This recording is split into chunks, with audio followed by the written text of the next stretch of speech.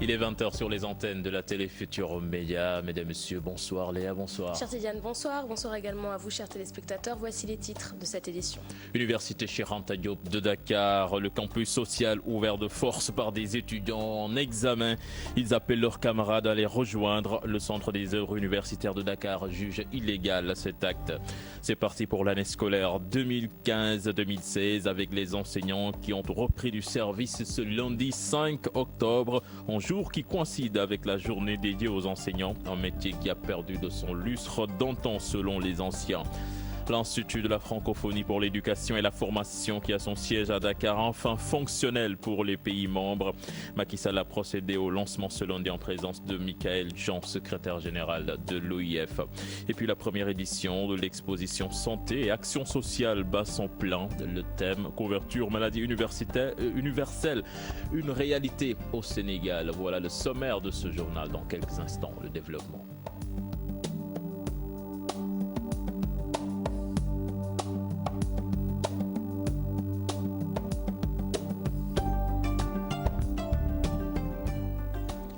Bienvenue à toutes et à tous. Démarrage des examens à l'université Cheikh Anta Diop de Dakar. Plutôt que de rentrer chez eux, Léa, les étudiants préfèrent dormir au campus social.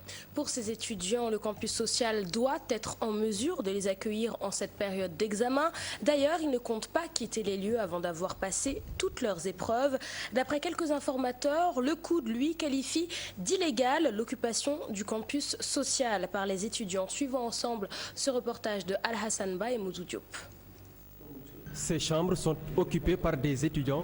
Nous sommes au pavillon S du campus social de l'université Cheikh Anta Diop. Depuis 3 jours, l'électricité est coupée, mais n'empêche, pour ces étudiants, c'est inacceptable que le campus pédagogique ouvre ses portes sans le campus social. J'ai des copains qui sont logés ici. Bon, c'est eux qui m'ont hébergé ici. Depuis quand? Depuis hier. Oui, le campus social n'a pas encore ouvert, mais on a des examens à faire. Bon, on est obligé de venir. Nous sommes des étudiants, les représentants des étudiants. On a décidé d'ouvrir le campus social pour que les étudiants nécessités qui doivent faire les examens pour qu'ils puissent rejoindre leurs chambres respectives et faire bien les examens. On a commencé les négociations depuis la semaine passée avec les autorités du COUD. Une occupation illégale selon le COUD, mais pour ces étudiants, c'est tout à fait le contraire et ils sont prêts à répondre de leurs actes. Le nouveau directeur des cités, c'est lui-même qui doit écrire et rédiger, cet acte pour informer les chefs de pavillon, pour que ces chefs de pavillon ouvrent ne serait-ce qu'une semaine les pavillons pour que les étudiants puissent l'occuper et faire leurs examens normalement.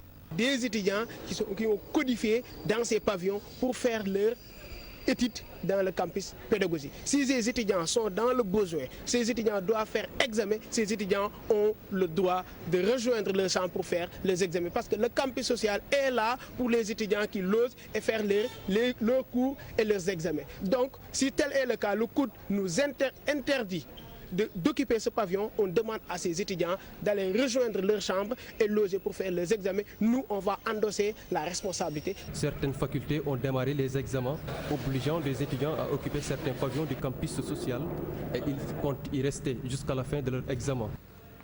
Alassane Ba, c'est la reprise donc à l'université Cheikh Anta Diop de Dakar, notamment à la faculté des sciences juridiques et politiques. Sur place, l'heure est aux examens du second semestre. Même chose pour les étudiants inscrits à la FASEG et à la faculté des sciences. Au micro d'Aminata Mbaresso et de Moudou Diop, certains d'entre eux déplorent la fermeture du campus social. Reportage. La vie reprend dans certaines facultés de l'université Cheikh Anta Diop de Dakar. C'est le cas à la faculté des sciences juridiques et politiques. Les étudiants en première, deuxième et troisième année planchent sur les examens du second semestre. On a terminé notre programme depuis le mois d'août.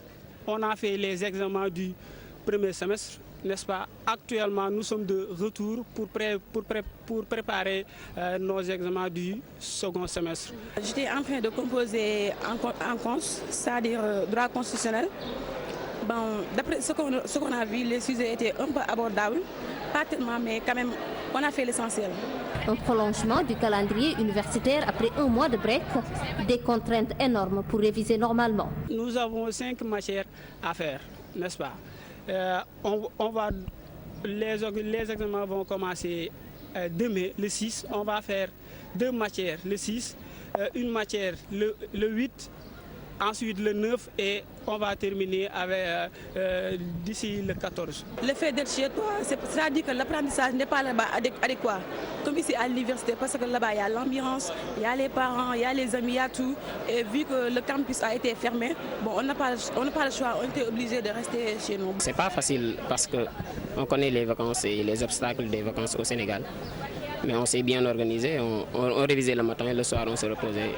La FASEC, la faculté des sciences, entre autres départements concernés, à la fin de ces examens du second semestre, les étudiants auront droit à de nouvelles vacances jusqu'à la proclamation des résultats du second et du premier semestre. Aminata Mbaresso, c'est parti pour la rentrée scolaire 2015-2016, ce 5 octobre, avec les enseignants qui ont repris du service Léa, le jour même dédié aux formateurs. À l'école élémentaire Omar Ben Khattab et à Koloban 2, les enseignants ont répondu présent. Leur souhait, une année scolaire 2015-2016 apaisée. Fatidien et Tierno Laurent Mendy. En cette matinée de rentrée, ces enseignants tiennent leur réunion. Nous sommes à l'école élémentaire Omar Ben Khattab Dia. Monsieur Goudjabi est heureux de retrouver ses collègues. Distribuer les tâches et les classes. Et vous, cette année, vous avez quelle classe? Bon, moi je serai au C1. Oui. Au C2. C'est possible? Bon, c'est possible chez nous les enseignants, mais comme le problème réside toujours au niveau des élèves, parce que les élèves, pour qu'ils viennent avec leur équipement complet, c'est des problèmes. Et sans un élève qui vient sans cahier, sans ardoise, sans bic, tu vois que c'est difficile pour lui de démarrer. Une autre école élémentaire, Koloban 2. Entre Madame Odile Sadio et ses collègues, c'est l'ambiance des grands jours après 2 mois de vacances. Cette année, on n'a pas eu beaucoup de vacances à cause de l'année perturbée, l'année précédente perturbée. Donc, après 2 mois de vacances, les classes nous manquent quand même. Aujourd'hui, donc, on est venu, c'est notre rentrée, nous les enseignants. Donc, c'est pour se réunir, reprendre les classes, reprendre le chemin de l'école, comme on dit, se réunir, voir les classes, comment faire le dispatching, quoi. Nous sommes tous là, on est là, donc c'est la retrouvaille, quoi. C'est les retrouvailles du mois. Le souhait de ces enseignants, une année scolaire 2015-2016 sans perturbation. Pour cela, il appelle l'État à respecter ses engagements. Je veux que l'État respecte ses engagements vis-à-vis des enseignants pour que l'école puisse, pour que les enseignements puissent se passer normalement. On souhaite que l'année soit apaisée et qu'on finisse nos programmes. Ensuite, que les examens se passent dans de bonnes conditions. C'est un souhait unanime, c'est la bonne marche de l'école. C'est parce que l'école, c'est notre cœur, c'est notre demeure numéro 1. Voilà. C'était pas évident avec les grèves, avec les perturbations, mais alhamdoulilah, on espère que cette année quand même, que ça soit une année de lumière pour tous les enseignants, que ça soit une année de paix, sans grève, pour qu'on puisse dérouler les enseignements comme prévu. La rentrée des enseignants est effective à Dakar. Rendez-vous est donné le 7 octobre pour la rentrée des élèves. Et ce lundi, c'est la journée de l'enseignant, une date qui coïncide donc cette année avec leur rentrée des classes. Awa Wade, doyenne du métier, se souvient avec nostalgie de ses premières années en tant qu'enseignante. Oui, des années durant où l'amour du métier a primé. Surtout aujourd'hui, la jeune génération, selon elle, est plus attirée par le gain. Elle a rencontré nos reporters Fatou Bintou Conté et Tierno Laurent Mendy. Il a commencé à enseigner en 1980. Awa Wade fait partie des doyennes dans l'enseignement, un métier qu'elle a choisi par vocation, mais surtout par amour. Nous aimions notre métier. C'était par vocation que nous entrions dans ce métier-là, ce qui veut dire que nous étions prêts à investir même notre salaire pour nous payer des manuels, afin d'améliorer nos compétences par rapport au métier. Et même la formation initiale était une formation de pointe qui nous permettait d'accéder à toutes les postures imaginables. Tout le contraire de cette jeune génération qui, si l'on peut dire, est entrée dans l'enseignement juste par souci pécuniaire. Loli Ndiaye témoigne. Il y a des gens qui choisissent le métier pour leur gagne-pain, je vais dire, même, c'est pas par c'est pour leur gagne-pain. Il y a des gens qui choisissent ce boulot pour leur gagne-pain. Ils disent que bon, je vais enseigner pour gagner de l'argent. Avec les problèmes économiques, c'est la recherche, c'est la part du gain. Chacun veut vraiment se caser quelque part. Enseignante depuis 4 ans, Loli reste catégorique. Ses collègues ne font plus l'effort de se perfectionner, contrairement à l'ancienne génération. Le niveau des enseignants est très faible. Il y a un niveau très bas. Le niveau est très bas, surtout avec la jeune génération. S'il faut améliorer les conditions des enseignants, il est vrai que les enseignants doivent se regarder devant la glace pour faire changer un peu cette image-là que les gens ont d'eux. Ce que je ne veux pas qu'on croie, c'est que les enseignants sont les responsables de cette dépréciation de leur niveau. C'est un tout. C'est le gouvernement qui met en place les curricula de formation au niveau des écoles de formation. C'est le gouvernement qui organise le recrutement. Donc nous devons tout faire pour faire hausser ce niveau-là. Et ça intéresse l'enseignant qui doit tout faire, la formation continue. Et là, on doit tout faire pour améliorer nos connaissances. Ce 5 octobre, cette journée leur est dédiée. Les enseignants. C'est une journée qui symbolise la reconnaissance de la communauté internationale du travail abattu par les enseignants. Et puis démarrage ce lundi de la semaine nationale de la propreté.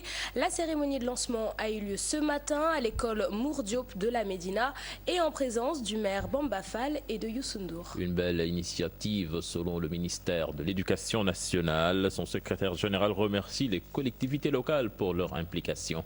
C'est un reportage signé Fatidia et Kernelaurent Mendy.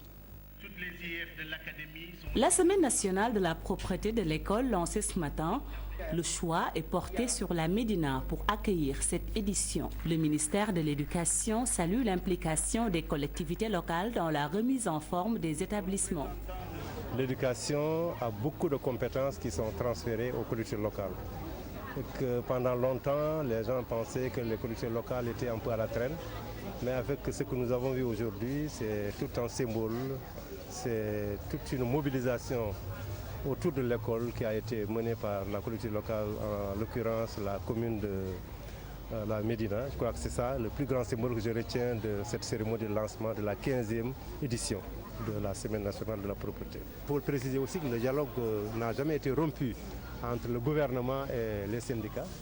C'est normal aussi qu'il y ait souvent la pression pour montrer qu'il y a quelques lenteurs dans la réalisation dans l'application des conventions, mais qu'il n'y a jamais eu de rupture dans la négociation. La ville centenaire rassure les parents d'élèves. Sur 13 établissements, 10 sont fin prêts pour accueillir les apprenants. La présence de notre maire honoraire Youssou N'Dour, qui est venu assister même à la cérémonie et participer, n'est-ce pas? Concernant l'école, la Médina a toujours anticipé sur l'ouverture des classes. Sur 13 établissements, il ne nous reste que 3 établissements à finir avant la rentrée des classes. Vous comprendrez qu'avec l'abondance de la pluviométrie, et ces 3 écoles-là ont construit des sites d'hébergement, n'est-ce pas, pour les sinistrés et pour les maisons qui menacent les ruines. C'est pourquoi avec la Tabaski, on n'a pas fini ces 3 écoles. Mais avant dimanche, Inch'Allah, nous ferons le maximum possible pour finir Babacar Ouak, pour finir Alassane Ndiaye Alou et Mour Diop. Ce sont les 3 établissements qui nous restent. La semaine de la propreté, 15e du genre, se déroule du 5 au 10 octobre. Fatih, merci. Ziguinchor, l'Alliance nationale pour le travail et l'action républicaine réclame le départ de Serine Mbaye Thiam. Face à la presse, les membres de l'Alliance nationale pour le travail et l'action républicaine demandent au chef de l'État Macky Sall de démettre Serine Mbaye Thiam de ses fonctions puisque, selon eux, il n'est pas en mesure de résoudre le problème de l'éducation. Écoutons à ce propos le président de l'ANTAR, Baba Diallo. Il est au micro de notre correspondant à Ziguinchor, Boubacar Diassi. Voyons sur le système éducatif, les enseignants, ils ont des problèmes. Là même aujourd'hui on parle de Ubitei, de Tetei, Ubitei, Tetei. Mais là, attends, s'il n'arrive pas à résoudre le problème des enseignants, que le président Macky Sall revoie son entourage et essaie de voir qui peut trouver une solution à ça. Malgré que les enseignants ne sont pas aussi faciles à régler leurs problèmes, mais il y a toujours une solution. Je ne dirais pas que ce n'est pas l'homme qu'il faut, mais s'il n'arrive pas à résoudre le problème des enseignants, qu'il revoie son entourage. S'il doit être limogé, qu'on le limoge. Puis la situation, on voit qu'il y a un problème de communication. C'est-à-dire que nous voyons qu'il y a un problème de communication. Donc on demande au président Macky Sall de revoir encore son entourage. Je vous disais en sommaire, le siège de l'Institut de la francophonie pour l'éducation et la formation enfin disponible pour les États membres. Son lancement a eu lieu ce lundi et sous la présidence du chef de l'État Macky Sall. L'ouverture de l'Institut de la francophonie pour l'éducation et la formation arrive au moment où la problématique du système éducatif sénégalais se pose avec acuité. Mamiram Diouf et Mardien.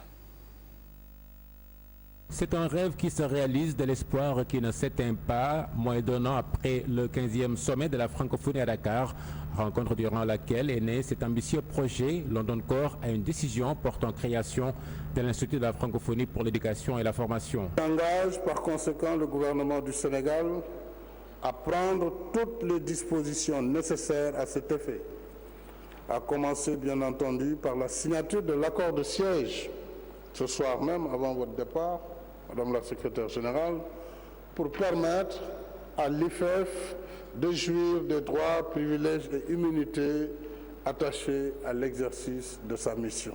Un projet tant attendu pour enfin relever les innombrables défis dans le monde éducatif. Nous savons ce que nous voulons. Nous voulons un centre d'excellence, un laboratoire innovant, un espace de recherche qui rassemble toute l'expertise disponible au sein de l'espace francophone en matière d'éducation, de formation professionnelle et technique. Nous savons ce que nous visons.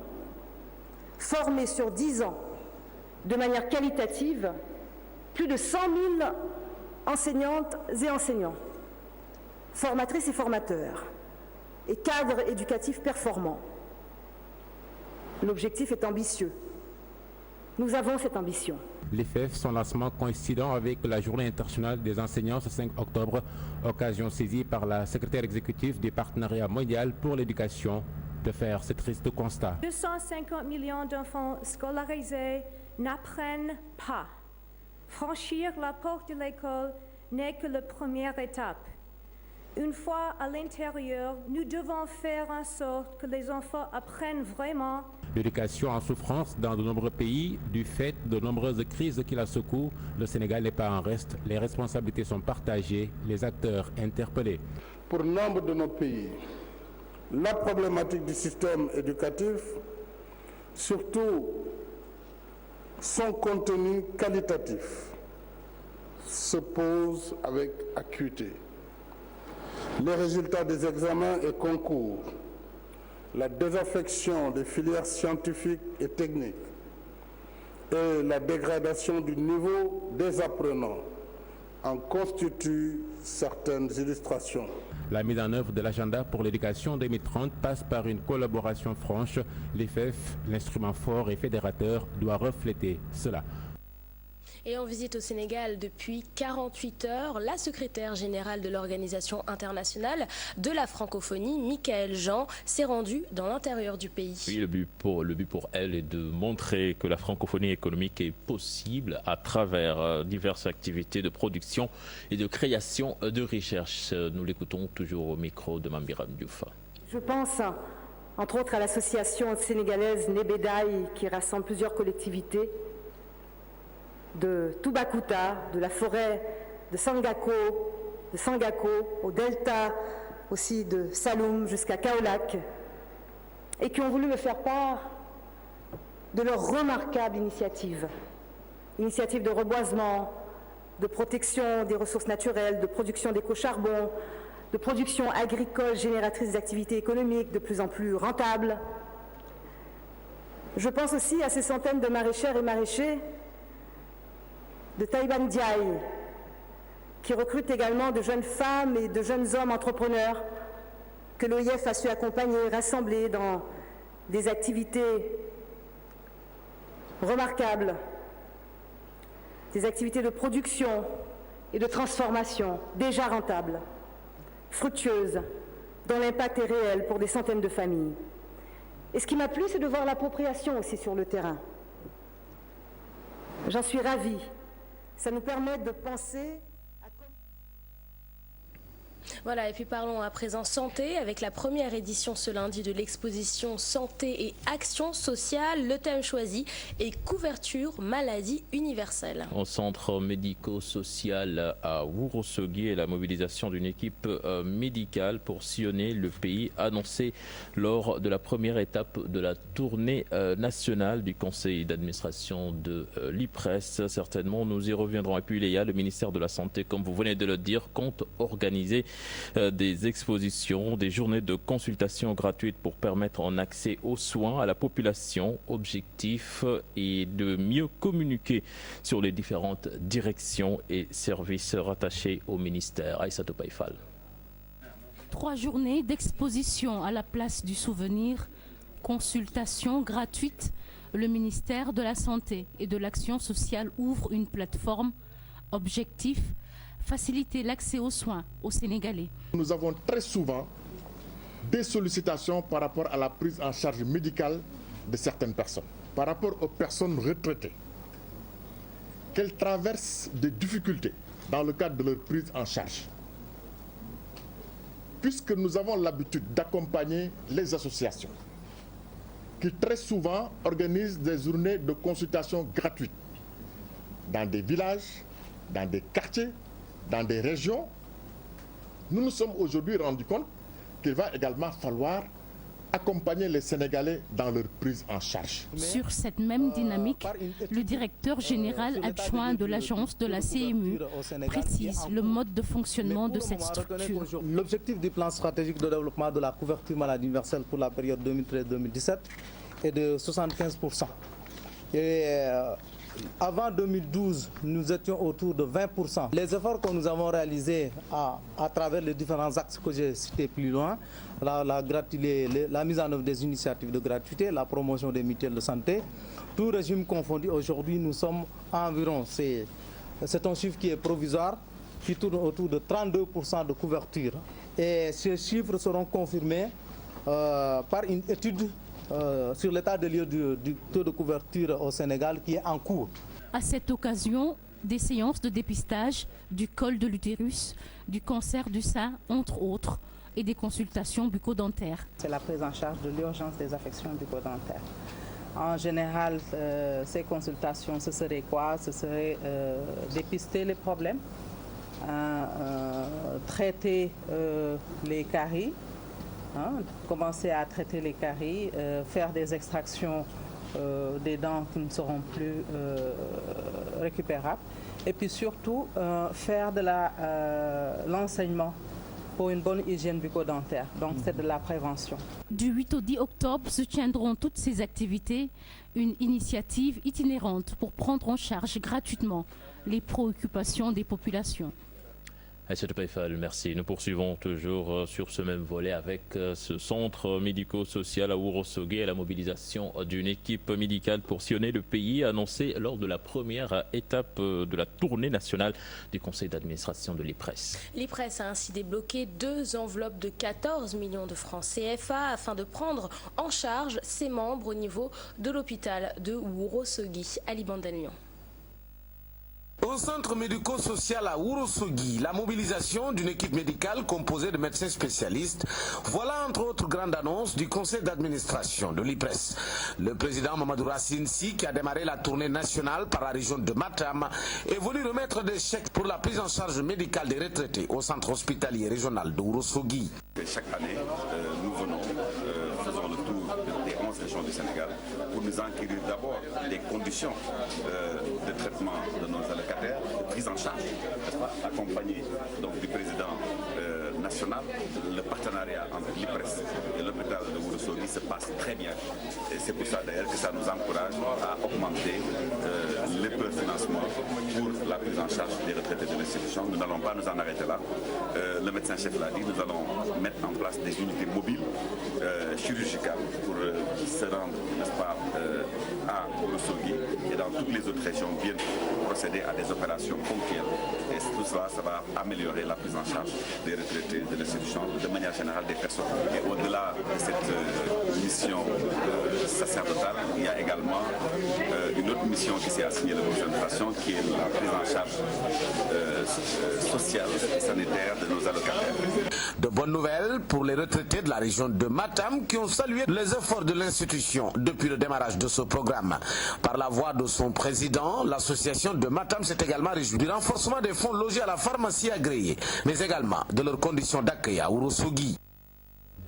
Ali Bandelnian, merci. Au monde de sport, Dioumadieng Diakhaté a reçu cet après-midi les héroïnes de Yaoundé, les Lions du Sénégal, champions d'Afrique. La styliste a décidé de les habiller le jour où ils iront recevoir leur récompense au palais présidentiel avec le chef de l'État, un geste très apprécié par les Lions. Pape Faraning Modou Diop.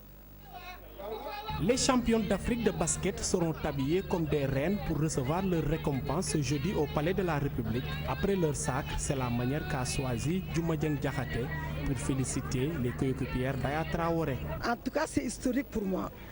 Donc, après votre départ, elles vont faire comme d'habitude, choisir elles-mêmes les habits qu'elles vont porter le jeudi pour aller, Inch'Allah, au Palais de la République. Les habits sont toujours chers. Mais pour les Lions, c'est pas cher. C'est pas cher pour elles. Un geste de reconnaissance, certes, mais sans surprise pour les Lions qui ont toujours eu le soutien de Dioumadieng Diakhaté. Tata Dioumadieng Diakhaté qui a toujours été derrière nous, de près ou de loin, et toujours avec des gestes, avec des cadeaux. Donc aujourd'hui, la coupe, elle le mérite autant que nous. Elle a commencé avant notre naissance et aujourd'hui elle continue à le faire, donc c'est vraiment une référence pour le pays et nous lui souhaitons tout le bonheur du monde, une très longue vie et qu'Allah vraiment la protège. Pourtant, ce compagnonnage avec le basketball ne date pas d'aujourd'hui. C'est pas d'aujourd'hui que j'ai commencé à supporter nos vaillantes Lions. Je suis en train de chercher une photo dans mes albums qui date depuis 1984 que j'ai commencé à supporter ces Lions. Et en ce moment, autant que je me rappelle, j'ai eu à les habiller chaque année. La reine et le roi du Lion s'habillaient ici gratuitement à Chalimar Couture. Donc ça ne date pas d'aujourd'hui. Une cérémonie sobre mais avec beaucoup d'ambiance pour chanter les louanges des reines d'Afrique. Voilà, c'est la fin de ce journal. Léa, merci. Merci à toi, Chartidiane, et à demain. La prochaine rendez-vous pour l'information, ce sera à 0h avec le tout en images.